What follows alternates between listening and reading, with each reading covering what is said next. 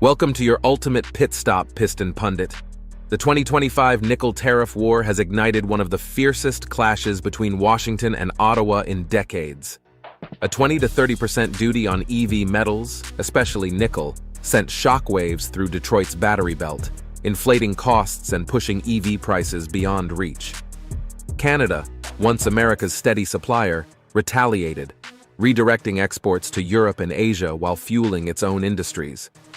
Now, with whispers of tariff exemptions surfacing, the battlefield shifts again. Buckle up. Here are the pivotal moves, sharp counterpunches, and what this showdown means for the future of EVs and the auto world.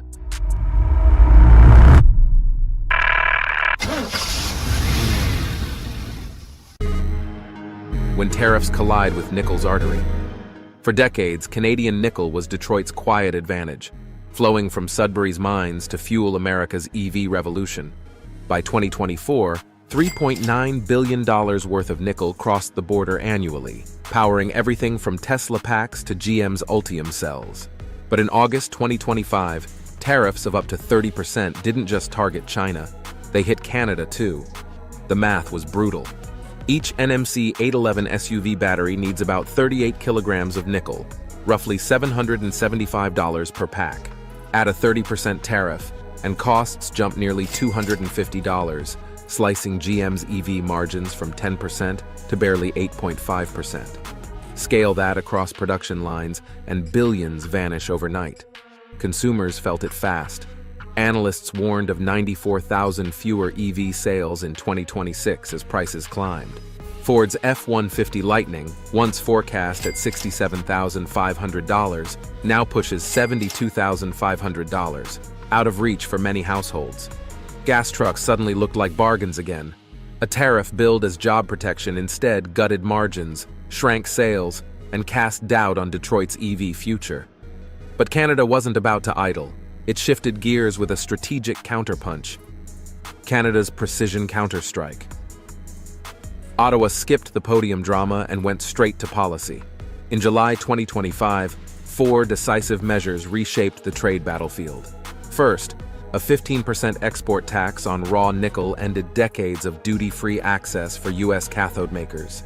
Second, a carbon tracking system favored Ontario's hydro-powered green nickel, while dirtier output was redirected elsewhere, forcing U.S. buyers to choose clean or lose supply. Third, a $257 million Canadian dollars fund boosted LFP battery production, reducing future nickel dependence.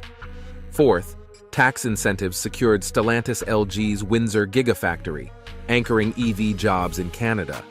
By July's close, analysts projected $1.8 billion in redirected trade toward South Korea and Europe by 2027. Then came the knockout. Prime Minister Mark Carney unveiled a $5 billion Canadian dollars Buy Canadian program, demanding domestic sourcing of steel, aluminum, and nickel. Exports to South Korea and Germany surged, while America's share shrank. This wasn't mere retaliation. Canada was diversifying, investing, and converting Washington's tariff weapon into its own strategic advantage. And just as Ottawa strengthened its hand, a new factor entered the game: global carbon penalties. Before we go further, make sure you hit that like button and subscribe to Piston Pundit. It helps us bring you more deep dives into the machines, markets, and moves shaping our world. Green rules, global pressures. Tariffs were just the first punch. Carbon costs are the looming knockout. In 2026, the EU's carbon border adjustment mechanism will slap €115 per ton of carbon dioxide embedded in imports. For U.S. automakers relying on nickel from Indonesia or the Philippines, that's a financial landmine. The numbers are stark. Ontario's hydro-refined nickel emits just 4.2 tons of carbon dioxide per ton. Indonesian laterite nickel, 36 tons, nearly 9 times dirtier. Chinese output averages 18. Each EV built with dirty nickel could rack up hundreds in carbon penalties when exported to Europe. That spells trouble for GM and Ford, already scraping thin margins.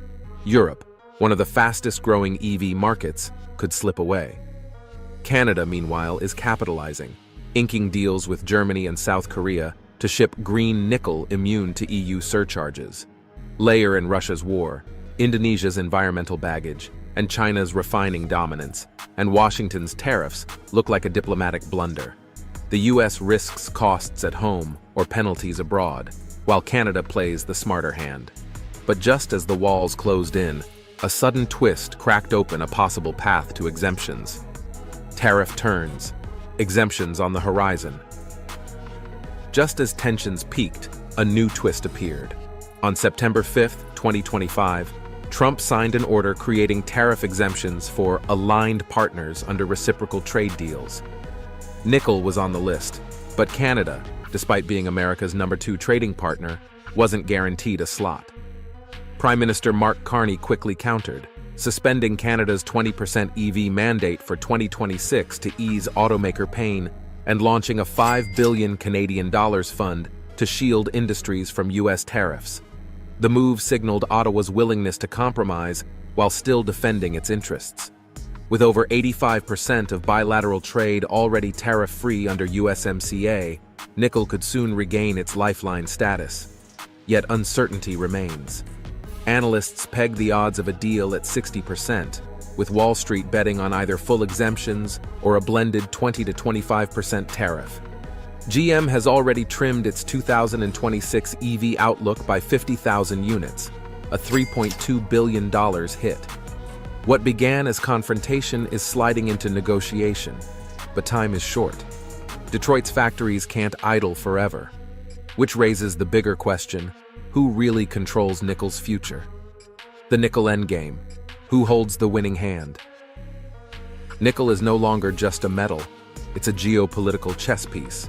And Canada, not Washington, holds the center of the board. Contracts with Seoul and Hamburg have diversified Ottawa's buyers. Europe, desperate for clean supply, is embracing Ontario's low-carbon nickel, while South Korea has boosted imports by nearly 20% since spring. Canada isn't waiting on US approval, it's already moving on. Critical minerals give Ottawa leverage. At $20,000 per ton, nickel is valuable, lightweight, and vital for EVs, aerospace, and defense. As Mark Selby of Canada Nickel Company put it, if the US doesn't want our nickel, Europe will. For America, losing secure supply in favor of Russian or Indonesian sources is a strategic and security liability. Defense contractors, reliant on nickel-heavy jet engines, are sounding alarms. Meanwhile, rising EV prices risk turning electrification into a luxury badge, not a mainstream shift. Canada has safeguarded its role as green supplier of choice, while the US risks losing both competitiveness and confidence. And that brings us to the verdict: the nickel gambit. Canada advances, US at the crossroads. What began as a tariff meant to protect American jobs has instead ricocheted through Detroit, pushing costs higher and threatening EV sales. Canada, rather than folding, doubled down, diversifying exports, investing in cleaner tech, and wielding nickel as both shield and sword. Now exemptions are on the table, and the US faces a choice: partner with its closest ally and stabilize the EV supply chain, or cling to protectionism and risk ceding the future to Europe and Asia. The nickel gambit proves one thing: resources once buried underground now determine the fate of industries, alliances, and climate goals. The road forward is still open, but only if Washington remembers that allies don't belong on the enemy list. Now let's hear from you. Do you think Washington will grant Canada the tariff exemptions, or will the standoff drag on? Has this trade war made you rethink the affordability and future of EVs in America? With Europe and Asia racing ahead, can the US still claim leadership in the EV transition? Drop your thoughts and experiences in the comments. We love to hear from you. Before we shift into neutral, don't forget, hit that subscribe button to Piston Pundit so you'll never miss the next update on cars, trade, and technology. Thanks for watching and see you next time. You can now check out any of the videos on the screen. There's plenty more to explore.